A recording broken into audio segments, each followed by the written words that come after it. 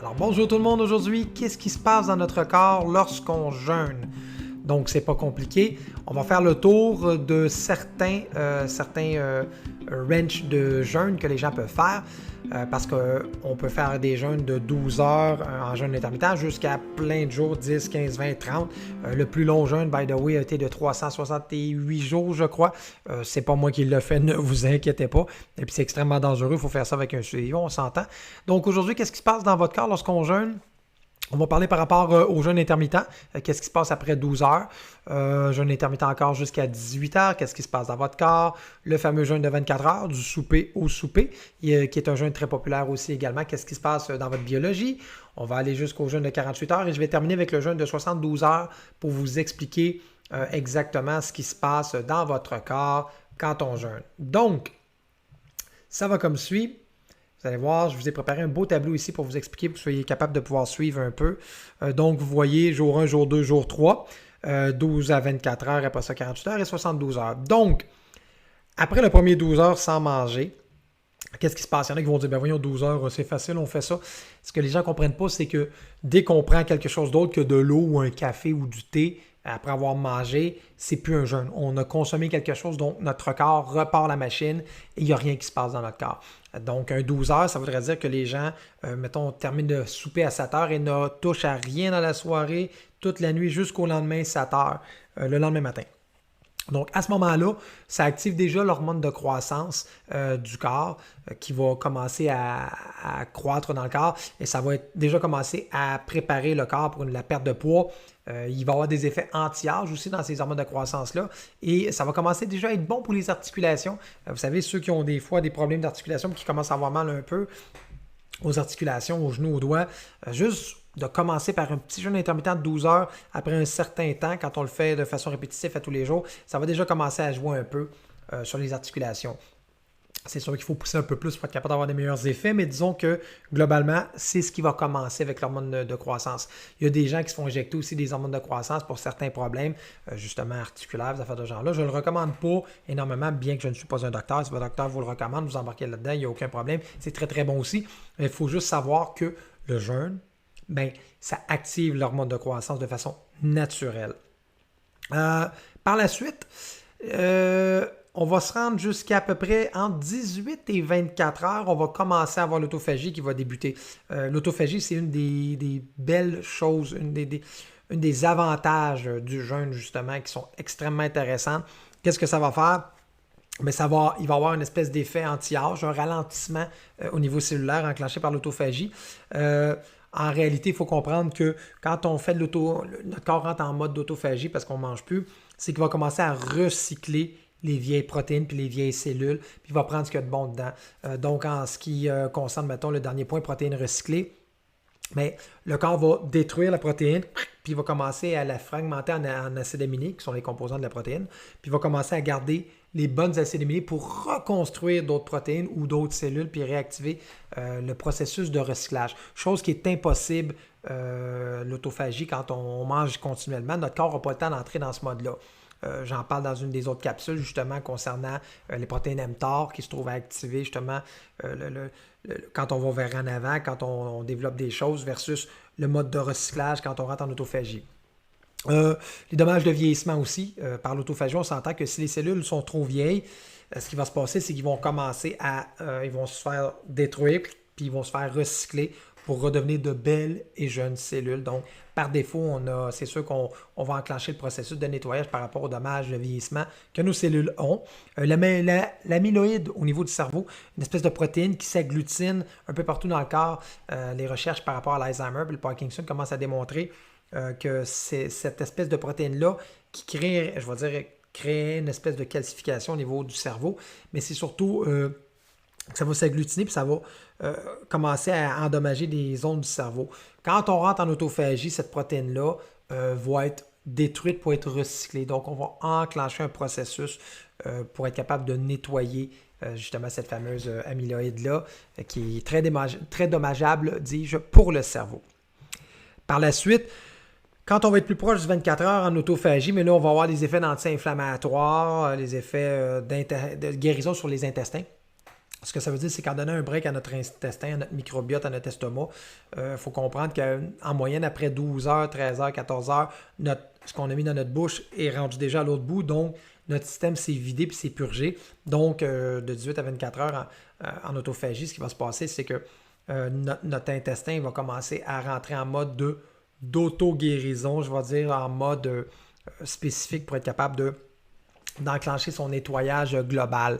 À l'inflammation, comme je vous disais un peu tantôt par rapport au ralentissement de l'âge et des articulations que je vous disais tantôt avec l'hormone de croissance, l'effet anti-inflammatoire va être de plus en plus présent dans le corps. Donc, tout ce qui est inflammation au niveau des articulations, au niveau des bobos qu'on a dans le corps, peu importe, ça va réduire tranquillement l'inflammation. Si on réduit l'inflammation, on va repermettre au fluide de retravailler de façon optimale. L'autophagie va aller encore plus en profondeur, puis ça va être encore meilleur pour le corps au complet.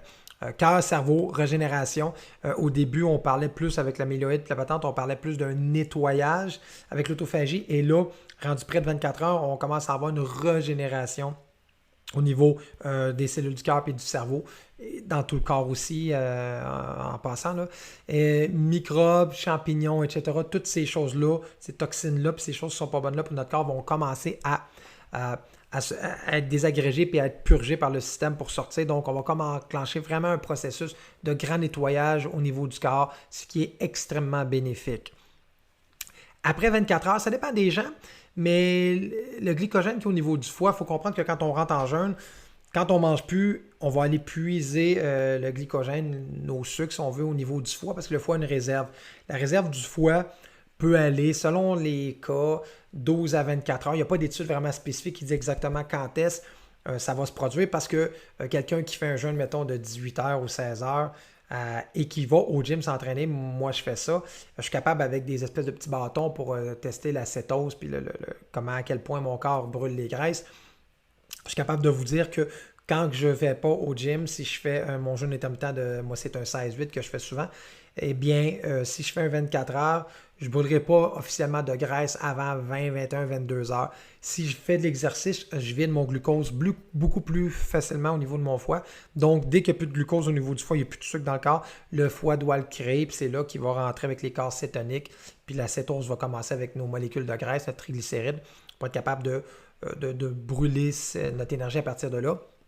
Et quand je m'entraîne, bien, moi, mon glucose de foie descend beaucoup plus vite. Il n'y en a plus, donc je rentre en cétose beaucoup plus rapidement. Je brûle les graisses beaucoup plus rapidement quand je fais un 24 heures et que je m'entraîne. À partir de là, quand on réussit à vider le glucogène dans notre foie, bien, c'est là qu'on va avoir, qu'on va perdre beaucoup plus de poids, qu'on va rentrer en cétose, comme je vous disais. Je vais vous mettre ici comme ça, voilà. Et puis, comme je vous expliquais, l'exercice va faire en sorte qu'on va être capable de brûler le glucose au niveau de notre foie beaucoup plus facilement, donc d'entrer en cétose beaucoup plus rapidement, ce qui veut dire que notre corps va commencer à purger dans les graisses. Ce qui est intéressant, c'est qu'au niveau du foie, si les gens ont un foie gras, ça va aider directement parce que le foie, la première chose qu'il va faire, c'est qu'il va aller chercher les graisses au niveau du foie lui-même pour être capable de les convertir.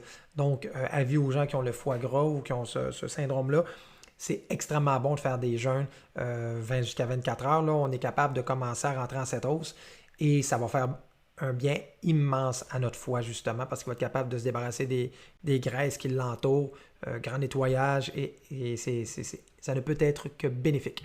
À partir de 36 heures, contrairement à ce que les gens pensent, il va y avoir certains enzymes qui vont commencer à protéger les protéines. Donc, c'est pas vrai qu'en jeûnant en haut de 24 heures, on se met à gruger dans nos protéines. C'est un mythe, ça. C'est pas comme ça que ça se passe du tout.